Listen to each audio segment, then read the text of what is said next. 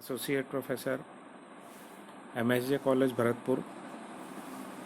इससे पिछले पार्ट में हमने देखा था कि किस प्रकार प्लेटो ने अपने समय में प्रचलित यूनान में विभिन्न न्याय सिद्धांतों की समीक्षा की। इस भाग में अब हम प्लेटो के निजी न्याय संबंधी विचारों के ऊपर प्रकाश डालेंगे। इसमें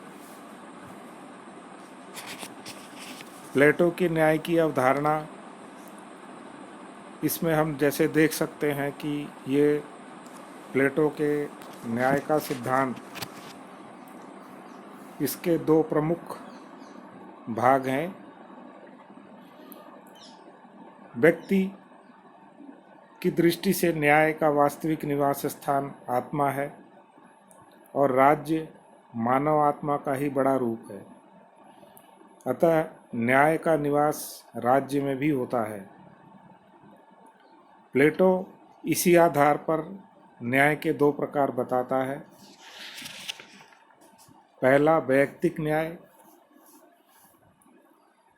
वैयक्तिक न्याय से प्लेटो का तात्पर्य है मानव आत्मा की ऐसी अवस्था जिसमें मानव आत्मा के तीनों तत्व वासना, साहस तथा विवेक अपना अपना कार्य करते हैं और उनमें परस्पर एकता, सहयोग, सामंजस्य और संतुलन पाया जाता है। वैयक्तिक न्याय ही वह गुण है जो व्यक्ति को सामाजिक बनाता है और उसे सुखी भी रखता है। दूसरे न्याय की बात जो प्लेटो करता है वह है सामाजिक न्याय। प्लेटो के अनुसार सभी प्रकार के राज्यों में सामाजिक न्याय पाया जाता है। विभिन्न राज्यों में सामाजिक न्याय की मात्रा भिन्न हो सकती है। जिस राज्य में सामाजिक न्याय जितना अधिक पाया जाता है वह राज्य उसी मात्रा में अधिक अच्छा राज्य होता है। प्लेटो पूर्ण सामाजिक न्याय वाले ऐसे राज्य को ही अपना आदर्श राज्य बताता है। प्लेटो का मत है कि मानव आत्मा में तीन मूल प्रवृत्तियां पाई जाती हैं: वासना, साहस तथा विवेक। अतः मानव आत्मा की ये तीन प्रवृत्तियां राज्य में तीन वर्गों के रूप में प्रकट होती हैं। जिन व्यक्तियों को आत्मा में अन्य प्रवृत्तियों की तुलना में वासना की प्रवृत्ति अधिक मात्रा में पाई जाती है, वे राज्य में उत्पादक वर्ग का निर्माण करते हैं। किंतु जिन व्यक्तियों की आत्मा में साहस अथवा विवेक की प्रवृत्ति अधिक प्रबल होती है, वह क्रमशः सैनिक वर्ग तथा शासक वर्ग के सदस्य बन जाते हैं। इस प्रकार एक आदर्श राज्य में तीनों वर्गों का निर्माण इन वर्गों के सदस्यों की आत्मा की प्रधान प्रवृत्ति के द्वारा होता है। प्लेटो के अनुसार सामाजिक न्याय, इसका प्रमुख अर्थ है कि प्रत्येक व्यक्ति अपने वर्ग से संबंधित कार्य को ही करे और अन्य वर्गों के कार्य में हस्तक्षेप नहीं करे। प्लेटो का ये तर्क इस पर आधारित है कि एक व्यक्ति को केवल एक कार्य करना चाहिए और यह कार्य वह होना चाहिए जो उसकी प्रकृति के सर्वाधिक अनुरूप है। और इसी आधार पर प्लेटो की श्रम विभाजन के बारे में सोच नजर आती है। इसमें प्लेटो के अनुसार शासक वर्ग शासन संबंधी कार्य करेगा और सैनिक वर्ग इसके नियंत्रण में रहकर राज्य की सशस्त्र रक्षा करेगा तथा इन दोनों ही वर्गों के अनुशासन में रहकर उत्पादक वर्ग समस्त आर्थिक कार्य करेगा।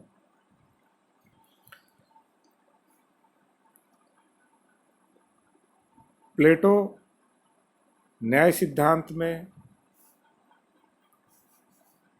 श्रम विभाजन, कार्य विशिष्टीकरण तथा अहस्तक्षेप के उप सिद्धांत को स्वीकारता है और इन्हीं तीन उप सिद्धांतों के आधार पर सामाजिक न्याय की प्राप्ति आदर्श राज्य में होती है।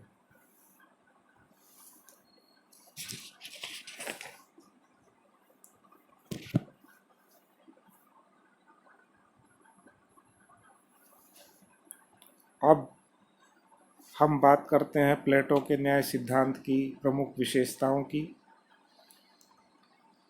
सबसे पहले ये बताना आवश्यक है कि प्लेटो के लिए न्याय एक नैतिक अवधारणा है। प्लेटो ने न्याय को एक नैतिक अवधारणा के रूप में स्वीकारा है, न कि कानूनी अवधारणा के रूप में। प्लेटो के अनुसार नागरिकों में कर्तव्य भावना ही राज्य का न्याय सिद्धांत है। दूसरा देख सकते हैं हम, न्याय आत्मा का आंतरिक व समन्वयकारी तत्व है। प्लेटो ने न्याय को मानव आत्मा का ऐसा आंतरिक तत्व माना है जो आत्मा के तीनों तत्वों में उचित समन्वय स्थापित करता है। राज्य मानव आत्मा का ही बड़ा रूप है और यहाँ भी न्याय एक ऐसा आंतरिक तत्व है जो राज्य के तीनों प्रमुख वर्गों के बीच उचित समन्वय स्थापित करता है।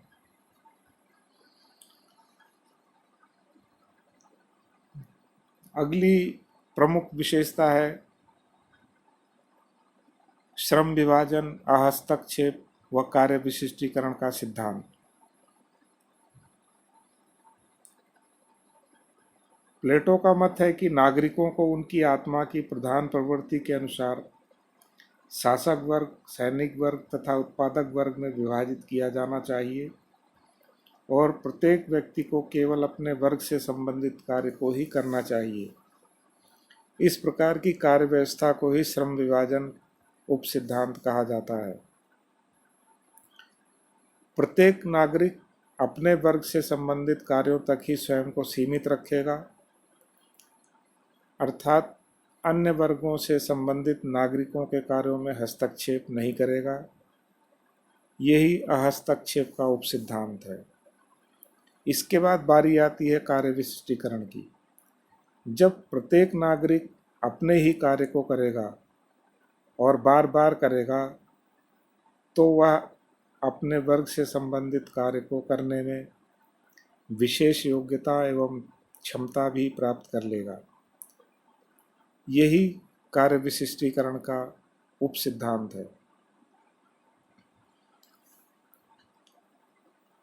प्लेटो ने न्याय सिद्धांत के अंतर्गत व्यक्ति के स्थान पर समाज यानी राज्य के महत्व को स्थापित किया है और इसे अपनी प्रकृति से समिष्टवादी सिद्धांत कहते हैं।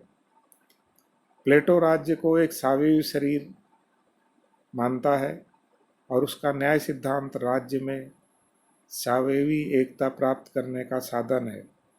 इस स्थिति में व्यक्ति साधन बन जाता है और राज्य साध्य हो जाता है। प्लेटो ने अपने न्याय सिद्धांत में शिक्षा के महत्व को भी प्रकट किया है।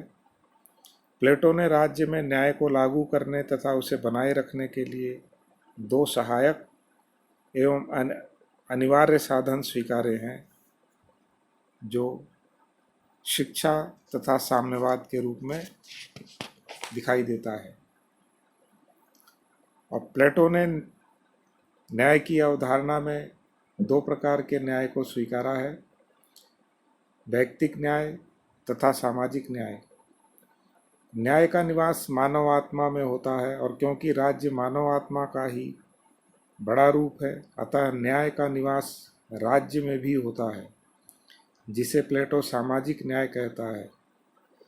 जहाँ वैयक्तिक न्याय द्वारा आत्मा की तीनों प्रवृत्तियों में तालमेल व संतुलन स्थापित होता है तथा व्यक्तियों में एकता स्थापित होती है, वहाँ ही सामाजिक न्याय द्वारा राज्य के तीनों वर्गों में भी तालमेल व संतुलन स्थापित होता है और राज्य को एकता प्राप्त होती है और स्थायित्व भी मिलता है।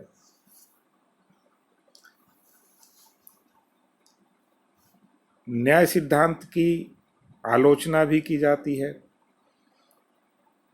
ये भी कहा जाता है कि न्याय की प्रकृति नैतिक है, न कि कानूनी। अपनी प्रकृति से मात्र एक नैतिक सिद्धांत है प्लेटो का न्याय सिद्धांत, जबकि आधुनिक युग में न्याय को मूलतः एक कानूनी धारणा के रूप में स्वीकार किया जाता है, और किंतु प्लेटो के द्वारा इस कानूनी पक्ष की पूर्ण उपेक्षा की गई है। दूसरा आरोप ये भी लगता है इस पर कि प्लेटो का न्याय सिद्धांत व्यक्ति की स्वतंत्रता के विरुद्ध है। यह न्याय सिद्धांत व्यक्ति के केवल कर्तव्यों पर बल देता है और उसके अधिकारों की पूर्ण उपेक्षा करता है। राज्य द्वारा एक बार जिस व्यक्ति का जो भी वर्ग तय कर दिया जाता है, वह जीवन भर उसी वर्ग का सदस्य बने रहने के लिए मजबूर होता है, तथा इस सिद्धांत के अनुसार राज्य साध्य है और व्यक्ति साधन मात्र है। अतः ये सिद्धांत राज्य को सर्वाधिकारी बनाता है और व्यक्ति की स्वतंत्रताओं का अंत कर देता है। न्याय सिद्धांत को प्रजातंत्र विरोधी भी कहा जाता है। प्रजातंत्र में क्योंकि व्यक्ति की समानता को स्वीकारा जाता है, किंतु प्लेटो का न्याय सिद्धांत वर्गीय आधार पर व्यक्तियों के बीच असमानता की स्थापना करता है।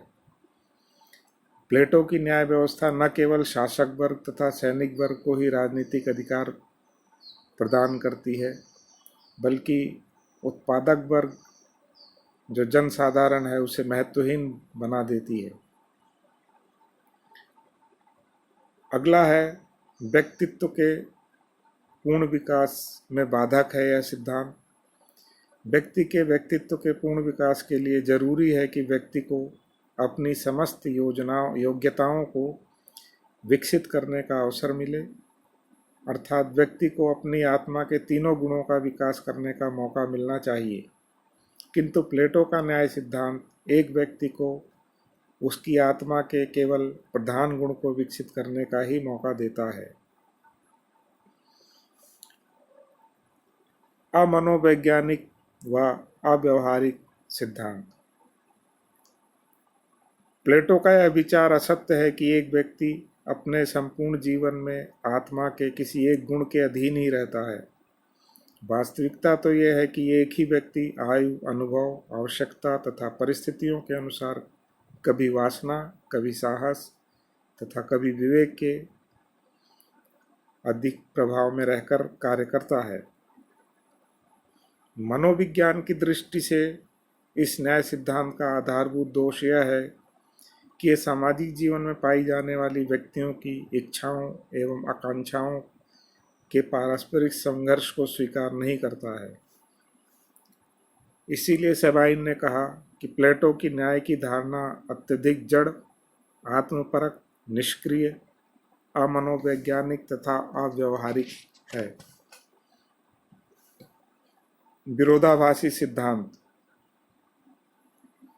प्लेटो अपने न्याय सिद्धांत द्वारा राज्य में पूर्ण एकता की स्थापना चाहता है, किंतु इस सिद्धांत द्वारा स्थापित तीनों वर्गों के हित परस्पर विरोधी होते हैं।